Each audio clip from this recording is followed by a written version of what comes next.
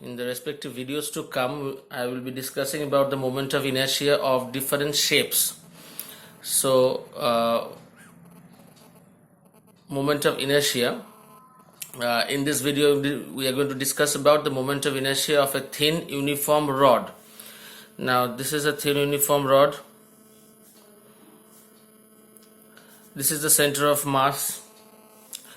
We take an axis passing through the center of mass. So here we have considered a thin uniform rod of mass m and length of L. The length of the rod is L. So this will be L by 2 and this will be L by 2. Now, to find out the moment of inertia of this uniform rod along this axis, that means the rod is rotating. This is the rod, this is the axis, the rod is rotating in this fashion. So we take a small element dm here of length dx, the mass is dm at a distance of x from the center of mass. This is the center of mass cm. Now, what is the mass per unit length of the rod? Mass per unit length of the rod will be m by L. Rather take this to be capital M. So it will be capital M by L. Now, what is dm? The mass. So m by L into dx, the mass of the small unit that I have taken is dm. So dm is equal to m by L into dx. So moment of inertia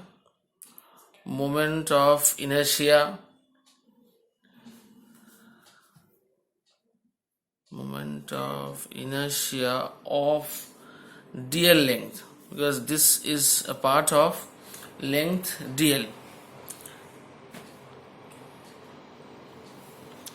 It will be dm into x square. So I equal to of the whole rod. The moment of inertia of whole rod will be integration of dm x square minus L by 2 to plus L by 2. This is the origin. So minus L by 2 to plus L by 2, we have integrated dm into x square. Now to find out these types of things, we have to keep in mind that this is the general formula that we have already learned, integration of dm into x square. Now what is dm? Dm is the mass of the small part dx that we have taken, and the distance of this dm from the axis, it is x, so x square. Now replacing the values of dm here, we can write that it is m by L x square. This is dm was m by L dx, now x square, and then after we write dx. Actually it is m by L dx into x square, and we have arranged it like this, m by L x square dx. Now taking m by L out of the integration, because this is a constant, x cube integration means x cube by 3. So minus L by 2 to plus L by 2. Those who are a little bit more conversant about integration or definite integration, you can replace this limits by 2 into L plus 2, plus L by 2, and here 0. 0 here, plus L by 2, and 2 here. So m by 3L, L cube by 8, minus of minus L cube by 8. So m by 3L into 2L cube by 8. So it becomes L gets cancelled, that means it's a square.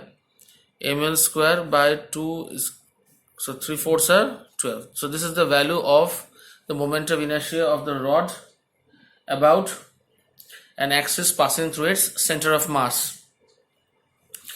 Now radius of gyration, or gyration as you call it, radius of gyration of this rod, that means we are taking this rod to be equivalent to a small mass or a point mass m separated from its axis by a distance of k.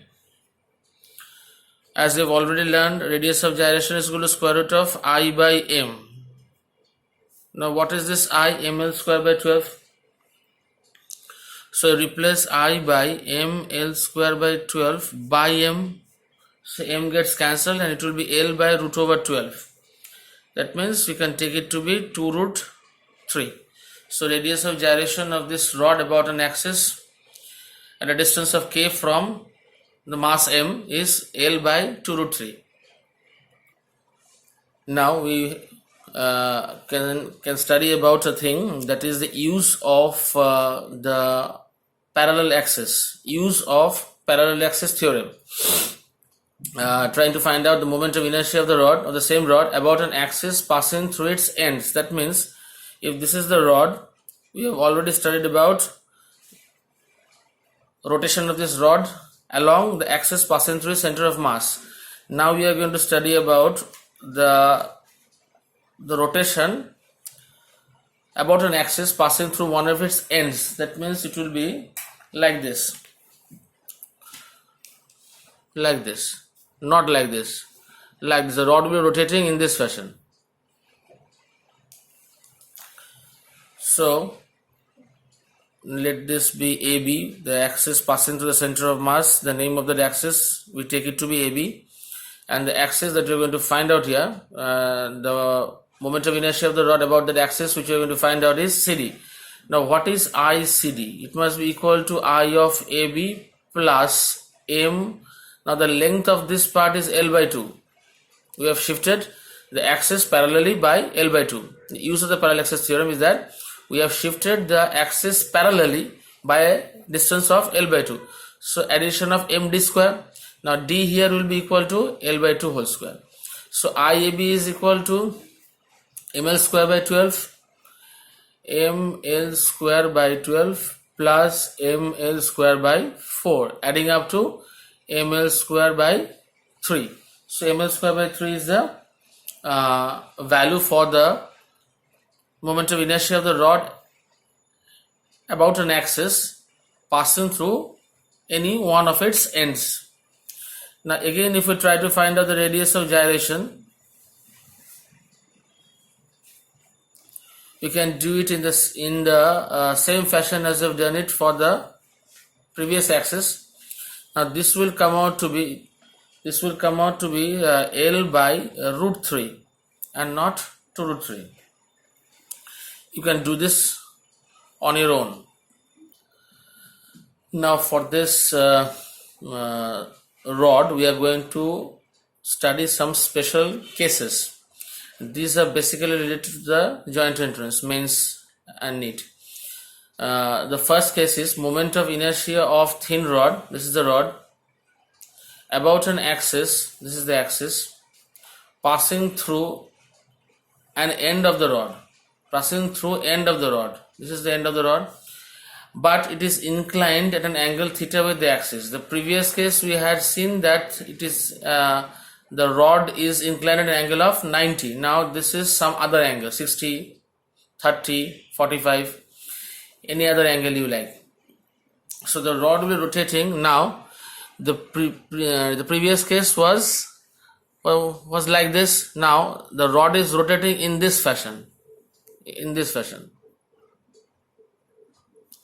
at an angle of theta with the axis. Now we take an element. The proof is the same as before. Slight changes are there. This is of length dx, and this is at a distance of r from the axis. So what will be the moment of inertia? Dm into r square. So this element of length dx has a mass of dm. Already we know how to calculate dm. Dm is m by l into dx. So we are going to replace dm by m by l dx into r square. Now if this is dx, then we have to express r in terms of x only. That means what is the relation between r and x? Now what is x? Distance of this length dx from the axis is x. similar to the previous case. So relation between r and x, we can write that x by r is equal to sine theta. For this triangle, sine theta is equal to r by x. So r is equal to x sine theta. Now instead of this r, we are going to replace m by l dx into x sine theta whole square. Again, we have to integrate by giving a limit. The limit should be 0 to L because the axis is at the end. So this is 0, this is L. So 0 to L. 0 to L. Now solving this, m by L we take it outwards. Sine square theta we take it outwards. M by L sine theta. So x square dx 0 to L. So m by L sine square theta by x cube by 3, and the limit is 0 to L. So it becomes m by L into L cube by 3 into sine square theta. So ml square by 3 sine square theta. So ultimately the moment of inertia of the rod at an angle of theta, just a term sine square theta is added, because in the previous case the formula was ms square by 12 and for this case it was ms square by 3. See, the same expression has come. The value, that is